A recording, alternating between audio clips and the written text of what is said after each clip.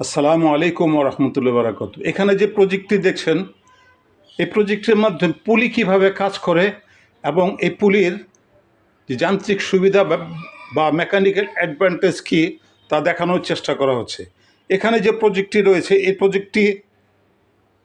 প্রজেক্টটিতে আমাদের দেশে যে ছোট ক্রেনের মাধ্যমে ছাদের উপরে বা বিভিন্ন জায়গায় কংক্রিট উঠানো হয়, এই ধরনের ক্রেন ব্যবহার করে তা হয়ে থাকে। এখানে দেখতে পাচ্ছেন এই প্রজেক্টটি কীভাবে কাজ করছে এবং পুলির কি যান্ত্রিক সুবিধা রয়েছে এখানে দেখানো হচ্ছে।